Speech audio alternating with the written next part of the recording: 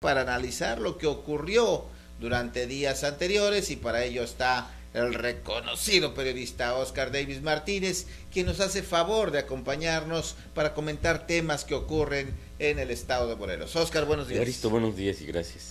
Bueno, pues Oscar, la semana pasada se dio una alerta, medios de prensa informaron sobre la posibilidad de un nuevo socavón en el Paso Express, algo que sería verdaderamente preocupante. Por ahí circularon varios videos por WhatsApp, por redes sociales, alertando de este asunto. Después entraron las autoridades, lo minimizaron, pero pues vaya que es preocupante que pueda formarse algo así, ¿no? De hecho fue muy preocupante y fue real. En la mañana los ciudadanos que usaron las redes sociales para denunciarlo mostraban las fotos de unos pequeños hundimientos. Así es. Que conforme fue avanzando la mañana, ni siquiera el día, se hicieron notorios y emanaba agua de allí. La Secretaría de Comunicaciones y Transportes lo primero que dijo fue echarle la culpa al ZAPAC, al Sistema de Agua Potable y Alcantarillado de Cuernavaca, diciendo que era uno de sus tubos de conducción. Pero el ZAPAC escarbó, hizo pruebas, prendió una bomba que es la más cercana que está allí y demostró que no era de sus tuberías. Entonces la Secretaría de Comunicaciones y Transportes comenzó a escarbar, encontraron un registro de algo que estaba en un lugar inadecuado, era de cables, no se sabe de qué. Siguieron escarbando y encontraron un depósito de aguas apestosas, dice el comunicado, y se supo que hay una primaria cerca de esa zona que se llama Miguel Ramírez, creo, en donde el director admitió que las aguas negras las descargaban directas a la barranca. Cuando arreglaron la zona del socavón, no canalizaron esas aguas, entonces nada más las echaron allí, pero como pusieron un muro de contención, el muro de contención retuvo las aguas que no se van directamente a la barranca, y es eso lo que se está estancando. Originalmente la Secretaría de Comunicaciones y Transportes se mantenía en su dicho de que era un bache de 60 por 60 y ahí está el bache. Y de allí no pasaba. Al final lo remendaron, bueno, escarbaron lo que te dije, rellenaron la zona y pusieron asfalto nuevo, bueno, un parche, pero dijeron que esa era una cuestión provisional hasta en tanto se investigaban los detalles técnicos, porque después el Colegio de Ingenieros hizo pruebas, sacó un bocado, ¿no? ¿Cómo le llaman a eso? O sea, así metió esa cosa que... Sí, son cilindros en este caso de pavimento, ¿no? Exacto, pero ahí había una característica, fíjate, el pavimento de esa zona se desmoronaba. O sea, no tenía ninguna consistencia sólida porque el agua que se acumulaba ya lo había... Exactamente, para hacer las pruebas son cilindros de concreto, bueno, en este caso el pavimento, de la compactación, para saber cómo estaba justamente. Sí, y no se sabe cuál es la zona que está en riesgo, porque sí es un riesgo, aunque la SCT siga diciendo que no es un peligro porque ya está bajo control, pero admitió que no era un tubo de agua y que va a hacer lo necesario para componerlo. Pero el Colegio de Ingenieros Civiles de Cuernavaca dijo que este es apenas uno de los puntos de peligro, pero así como hay muchos más que deberían de ser atendidos a lo largo del trayecto de casi 15 kilómetros. Claro, y justamente ese es el tema, Oscar, no tanto es eso que estábamos viendo en la pantalla, sino que esta gran obra, esta magna obra que costó 3,000 millones de pesos tenga tantas deficiencias. Eso es lo verdaderamente preocupante, porque podría ser el reflejo de otras obras semejantes. Antes no eran tan evidentes estos desperfectos y hoy se están evidenciando en tan poco tiempo, así es que eso es lo que llama la atención. Realmente ya la auditoría, recordará, se hizo, encontraron algunas cosas técnicas, administrativas. 1,000 millones de gastos excesivos, o sea, no presupuestados. Para empezar, 1,000 millones, eso es lo que nos está reflejando, nos está evidenciando esta ya famosa en el país, ¿no? Obra del Paso Express. Los candidatos presidenciales anuncian que si ellos gobiernan no habrá socavones. Imagínate, eso ya es un tema nacional y eso es lo que realmente nos llama a la reflexión. Fue una obra bien diseñada, estuvo mal diseñada, ¿qué fue lo que pasó? Recurso que se gastó de más, ¿dónde quedó? ¿Por qué? Y sobre todo las autoridades, ¿por qué no han actuado, no? No se ha hecho pues nada que pudiera darnos una satisfacción, por ejemplo en este caso el socavón, pues un estudio técnico completo por lo menos para dar garantía. Decíamos la vez pasada que hay gente que le da miedo pasar por ahí. No, de hecho, sí, sí. Y, el Paso Express tiene carriles muy angostos, tiene curvas muy pronunciadas, limitan la velocidad de 60 kilómetros por hora, pero la mayoría de la gente no respeta esa velocidad. En los carriles centrales, a mí me han rebasado vehículos que se ve que van a 120 o 130 kilómetros por Sí, hora, y te digo que en las zonas, o sea, el trazo es peligroso en muchos lugares, más aparte estos riesgos, porque sabemos que el que aparezca en ese tipo de hundimientos puede ser mortal, porque el socavón costó 2 vidas. sí, definitivamente. Entonces se dice que, por ejemplo, los pilares de las columnas que están asentadas en la zona del parque de la barranca de Chapultepec, que tienen mucha agua en sus bases, y pues el agua Es lo que destruye todo. socava la tierra. Exacto, y entre otras muchísimas fallas, hay coladeras que no están bien puestas. En la entrada de uno de los nuevos plazas comerciales, digamos el acceso a una tienda Walmart, hay una coladera redonda que no tiene, la tapa no la tiene bien colocada, y una llanta de un auto pequeño se puede quedar ahí. Imagínate. Y esa es una de las tantas. En el carril Sí, dices, son 15 kilómetros. en el carril de norte a sur hay 2 o 3 zonas también donde puedes perder el control, y aparte las coladeras que te digo que entra tu llanta y podría romperse. La dimensión del problema que tenemos con una obra pública financiada con se dijo 2.000 millones. Si fueron 3.000 millones, entonces prácticamente sería el 50% más del presupuesto, que evidencia probablemente signos de corrupción, signos. Ajá. Ah, mira, y es la empresa que lo construyó y que según arregló la falla del Paso Express, se llama Aldesa, es española, y es la misma que está construyendo la inacabable autopista siglo XXI, y es la que está ejecutando la obra del aeropuerto de la Ciudad de México. Por eso la importancia de analizar este tema, Oscar, y propósito de la autopista siglo XXI, con el sismo quedó muy dañada en algunos tramos, muy fracturada. Un túnel, puentes y todo, o sea, El la infraestructura, camino, sí, y sí. ajá, el mismo camino se agrietó, ¿verdad? Así está tremenda esa situación, por eso dices inacabada, un tema que han mantenido muy en silencio ahí las constructoras, y como están en lugares alejados, pues también no se ha visto mucho, pero es una realidad. Lo que construyó esta empresa hoy está siendo reparado porque quedó en muy malas condiciones después del terremoto. Y otro tema, Oscar, otro tema también que ocurrió la semana anterior, fue que ya se resolvió fueron días más atrás, la candidatura de Cuernavaca, la alcaldía de Cuernavaca. Sí, finalmente la sala superior, creo, del Tribunal Federal, del Tribunal Electoral del Poder Judicial de la Federación, determinó que José Luis Gómez Borbolla, que fuera cuñado de Alejandra Guzmán, su hermano fue pareja de Alejandra Guzmán, y por eso esa familia es conocida, aparte de que su hermana fue esposa de Sergio Estrada Cajigal. Uy. Esos son sus méritos para estar en la política. Y bueno, él fue dirigente fugaz del partido Encuentro Social, lo que aprovechó para registrarse como candidato de la coalición que incluye al partido PT y Morena, los partidos PT y Morena, que finalmente, originalmente habían registrado al secretario particular de Rabindranath Salazar, Christopher Bargaglia, algo así. Después dijeron que no era el candidato porque pues era nada más el secretario particular. O sea, no es malo ser el secretario particular, pero cuando nadie te conoce y no has hecho otro mérito.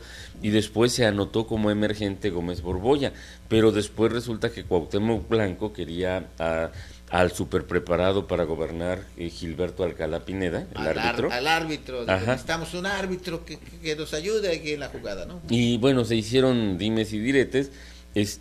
Gómez Borbolla apareció como candidato, empezó a hacer campaña, después la coalición lo impugnó, se quedó quieto, pero al final el tribunal le dio la razón, y por el tiempo todavía lo podrían haber quitado y todo eso, pero ya no da oportunidad, porque ya empezaron a imprimirse las boletas, y aun cuando él no figurara, su nombre va a aparecer en la boleta. Ya parece que no lo impugnaron, él está haciendo campaña solito, cree que el puro nombre de Morena va a ser más que suficiente para obtener una buena posición, pero pues esa es la descomposición social que viven todos los partidos políticos, porque no buscan los intereses ciudadanos, sino simplemente tratan de repartirse el botín.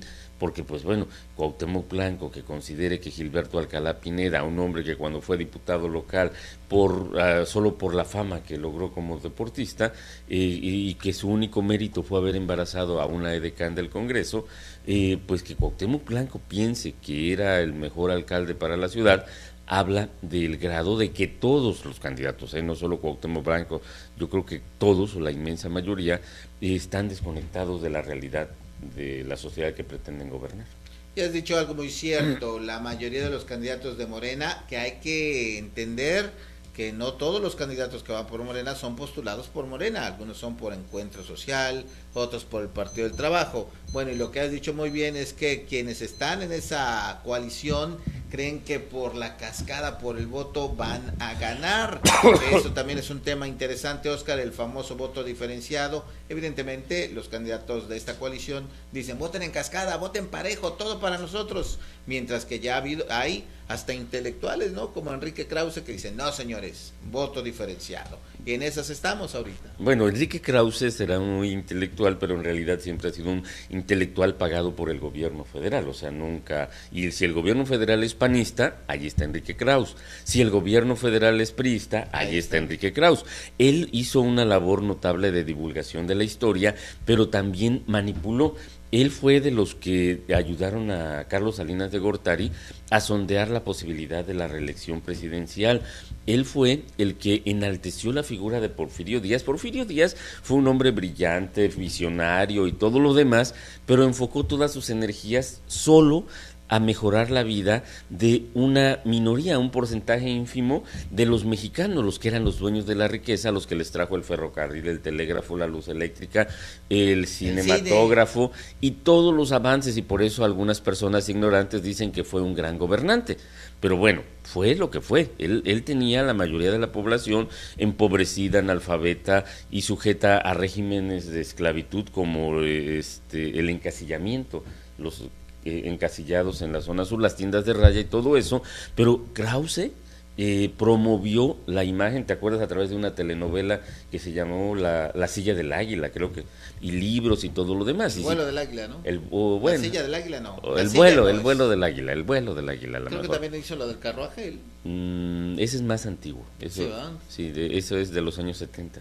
Que también estaba buena esa serie. Bueno. No la vi, porque yo era muy pequeño, era en blanco y negro, me imagino. No, que era en blanco y negro. Era sobre, el carruaje era la historia de Benito Juárez y su huida, porque casi todas sus presidencias, que fueron varios periodos, siempre estuvo en guerra. Y al final logró triunfar, mantener la unidad y dar a este país, dentro de los errores humanos enormes que llegó a cometer, nos dio leyes que, por ejemplo, le permitieron al odioso de Vicente Fox, que criticaba a Juárez, que se divorciara de su primera esposa y se casara con su reina, Marta Sagún, por ejemplo. Así es. Y te decía, Enrique Krause, que pide el voto diferenciado, en realidad es un manipulador.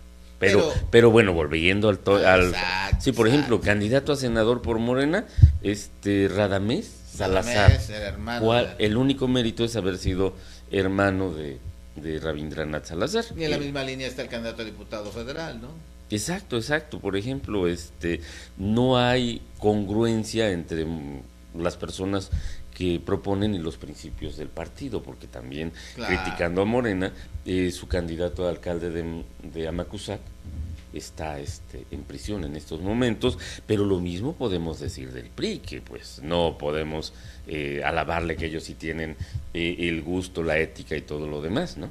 ¿Tú esperarías y un voto, todos los demás partidos? ¿Esperarías un voto diferenciado o crees que se venga al voto, como dicen, en cascada? Yo creo que va a venir el voto en cascada, porque la elección, el proceso de ir a la urna va a ser muy complicado. Te van a dar 6 boletas.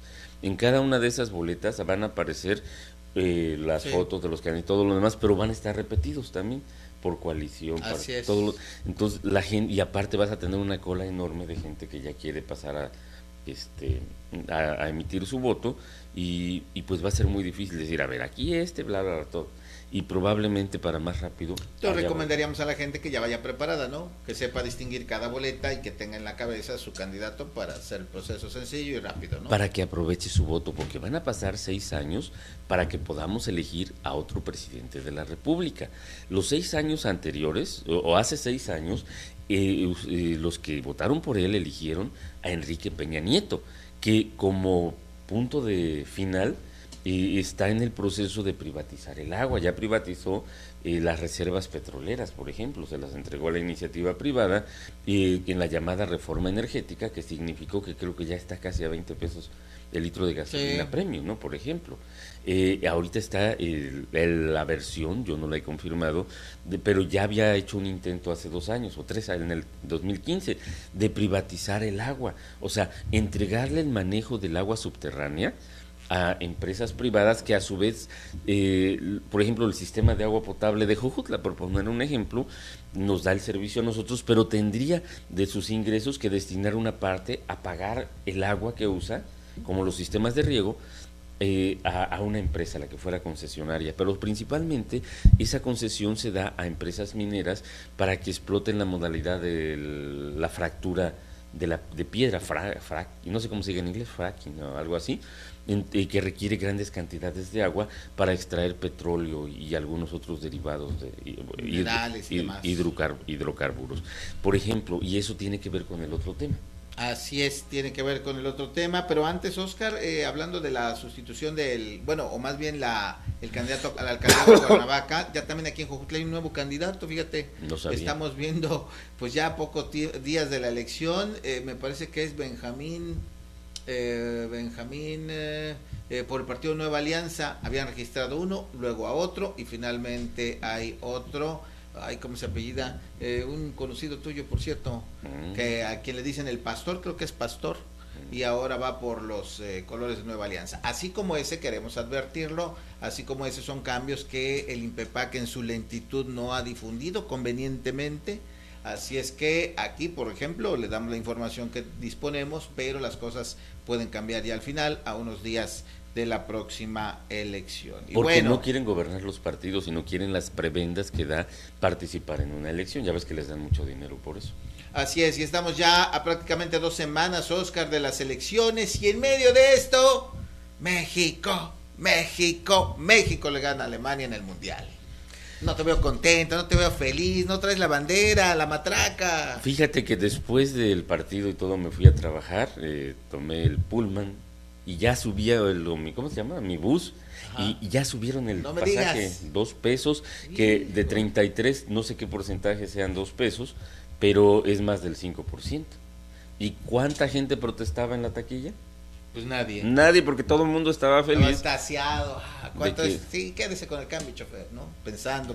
Exacto, porque esa es la primera de las muchas cosas que seguramente nos van a aprobar, porque estamos en catarsis, estamos creyendo que un juego de pelota, un grupo que gana un montonal de dinero y que debería de hacer eso y más, nos representa y que es nosotros. O sea, ganamos nosotros. Los complejos de inferioridad que nos han afectado como nación y que Octavio Paz describió muy bien en sus obras, en El laberinto de la soledad, por ejemplo, nos hace creer que nosotros somos partícipes. Ahí está, mira, ahí está, 0 Alemania, 1 México. ¿No te da gusto? ¿No dices somos mejores con los alemanes? Pues ojalá fuéramos mejores que bueno, ni siquiera en fútbol, en este torneo, pero Alemania tiene un montón de selecciones más en fútbol que seguramente no lograrían un resultado tan deprimente. Hay que reconocer que el fútbol es un deporte muy extraño que logra despertar un montonal de emociones porque está sujeto a lo inevitable, a lo imprevisto, como claro, en este caso, pero bueno, no es el único caso imprevisto, quizá el más notable de la primera jornada del Mundial, pero pues ya ves que a Brasil, a Argentina y a otros equipos cuyos profesionales son destacados y se esperaba más de ellos, pues no lograron el nivel o el resultado que se esperaba. Esa es la magia del fútbol. El fútbol es un espectáculo que bueno, concita la unidad, pero que, por ejemplo, no da buenos modales, no mejora el Al comportamiento. contrario, ya nosotros nos quieren multar ahí por andar gritando cosas. Que son definitivamente discriminatorias, o por ejemplo lo que se ve en redes sociales, que mientras hay un video de una familia alemana izando la bandera de México en reconocimiento, los mexicanos se la pasaron rompiendo y quemando banderas alemanes como si hubiera sido la gran cosa. Tenemos algunos conocidos que están en Moscú, que están sorprendidos de ver a tanto mexicano. Sí, es que ¿no? Es otra lección, Evaristo. México no es un país pobre.